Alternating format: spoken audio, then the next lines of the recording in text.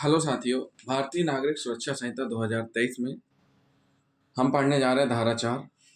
भारतीय न्याय संहिता 2023 और अन्य विधियों के अधीन अपराधी का विचारण। सीआरपीसी की धारा 4 में भी यही वर्णित है। तो आइए हम पढ़ते हैं पॉइंट नंबर 1।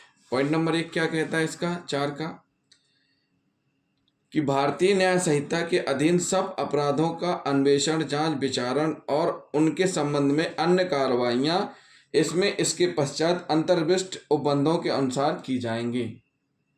तो इसका मतलब यह हुआ कि भारतीय न्याय संहिता किसकी जगह उपयोग में लाई जाएगी? आईपीसी की जगह।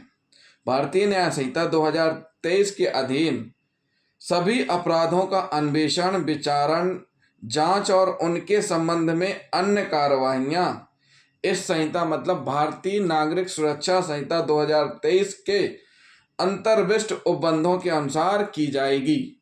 क्या मतलब हुआ कि भारतीय नागरिक सुरक्षा संहिता 2023 के अंतर्विष्ट उपबंधों के अंतर्गत की जाएगी। पॉइंट नंबर 2 क्या कहता है? यह किसी अन्य विधि के अधीन सब अपराधों का अन्वेषण, जांच, विचारण और उनके संबंध में अन्य कार्रवाइयां इन्हीं उपबंधों के अनुसार, किंतु ऐसे अपराधों के अन्वेषण, जांच, विचारण या अन्य कार्रवाइयां की रीति या स्थान का विनिमय करने वाले प्रवृत्ति किसी अधिनियमित के अधीन रहते हुए की जाएंगी। साथियों, धारा 4 में वर्णित है भारतीय न्याय संहिता और अन्य विधियों के अधीन मतलब आईपीसी के तहत जिनके ऊपर मामला कायम किया गया है, और दूसरे विधियां हैं जैसे आर्म्स एक्ट, आबकारी एक्ट जो कि दंडनीय है, उनके अधीन अपराध पंजीबद्ध किया गया है। तो दोनों स्थितियों में अपराधी का विचारण होगा। आईपीसी के केस में भी होगा और अन्य विधि के अंतर्गत जो भी अपराध कायम किएगा उसमें भी होगा, विचारण दोनों में होगा। जब आईपीसी 2023 के अंतर्गत होगा तो कौन से उपबंध लागू होंगे? भारतीय नागरिक सुरक्षा संहिता 2023 के उपबंधों के अनुसार क्या किया जाएगा? अपराधों का अन्वेषण, जांच, विचारण सब किसके अंतर्गत होगा? भारतीय नागरिक सुरक्षा संहिता 2023 के। लेकिन अब यहां बात आ रही अन्य विधियों से। यह किसी अन्य विधि के अधीन सब अपराधों का अन्वेषण, जांच, विचारण, उनके संबंध में अन्य कार्रवाइयां इन्हीं उपबंधों के अनुसार की जाएंगी। यह किसी अन्य विधि के अधीन सभी अपराधों का अन्वेषण, जांच, विचारण और उनके संबंध में अन्य कार्रवाइयां भी बीएनएसएस 2023 के उपबंधों के अनुसार ही की जाएंगी। जैसे कि आईपीसी के अपराधों की जाती है, वैसे ही अन्य विधियों के अपराधों को भी बीएनएसएस 2023 के उपबंधों के अनुसार की जाएगी। परंतु ऐसे अपराधों के अन्वेषण, जांच, विचारण या अन्य कार्रवाइयों की रीति या स्थान का विनिमय करने वाली तत्समय प्रवृत्ति किसी अधिनियमित के अधीन रहते हुए की जाएगी। इसका तात्पर्य यह हुआ कि इस प्रवर्ग में आने वाले अपराधों के अन्वेषण, जांच, विचारण आदि को विनियमित करने वाली विधि के अधीन रहते हुए इस संहिता की प्रक्रियाएं उस पर लागू होंगी। मतलब वो जो विधि है वो विधि का तो पालन किया जाएगा, लेकिन साथ ही साथ क्या होगा? इस संहिता की प्रक्रिया यानी भारतीय नागरिक सुरक्षा संहिता 2023 की प्रक्रियाएं भी लागू होंगी। तो साथियों, जिन साथियों ने अभी तक हमारा चैनल सब्सक्राइब नहीं किया है तो सबसे पहले हमारे चैनल को सब्सक्राइब कर लें। एक उदाहरण लेते हैं। मिर्जा इकबाल हुसैन बनाम उत्तर प्रदेश राज्य के प्रकरण में उच्चतम न्यायालय द्वारा यह अभिनिर्धारित किया गया था कि न्यायालय भ्रष्टाचार निवारण अधिनियम 1947 के अधीन कार्य करते हुए अभियुक्त के कब्जे से अपगृहीत संपत्ति के संपहरण को आदेश दे सकते हैं और उसकी दोष सिद्धि के संबंध में दंड प्रक्रिया संहिता एनसीआरपीसी 1973 की धारा 4(2) और धारा 452(1) के समनुरूप कार्रवाई कर सकते हैं। तो मतलब ये तो एक उदाहरण था, लेकिन इसमें भी यही नियम है कि भारतीय नागरिक सुरक्षा संहिता की धारा 4 सब क्लॉज 2 के तहत कार्रवाई की जाएगी। तो साथियों, ये हुई धारा 4।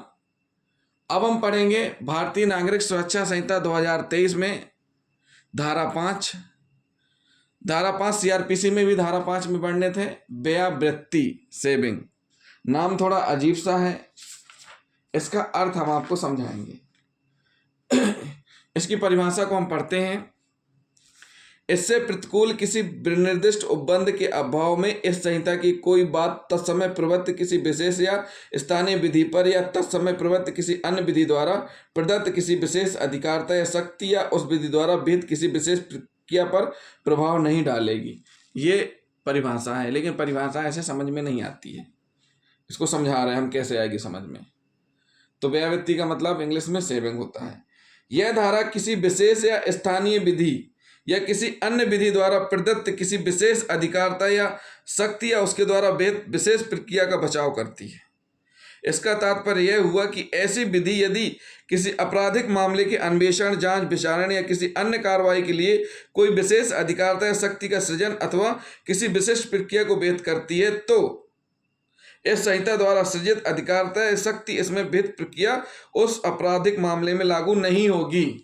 मतलब कह रहे हैं कि जो मामला अन्य विधि के अनुसार कायम किया गया है, उस विधि में ऑलरेडी वो सारी की सारी शक्तियां हैं प्रोसीडिंग करने की, अन्वेषण, जांच, विचारण से संबंधित। तो उस स्थिति में भारतीय नागरिक सुरक्षा संहिता 2023 के उपबंध लागू नहीं होंगे।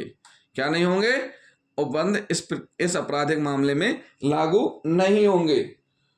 उदाहरण देखिए, वेद प्रकाश बनाम उत्तर प्रदेश के प्रकरण में इलाहाबाद उच्च न्यायालय ने अब निर्धारित किया था कि संयुक्त प्रांत आबकारी अधिनियम 1910 सीआरपीसी 1973 की धारा 5 के अंतर्गत एक स्थानीय अधिनियम है, अतः अभिग्रहण अधिहरण के मामले में उक्त अधिनियम की धारा 72 इस संहिता की धारा 457 पर अभिभावी होगी।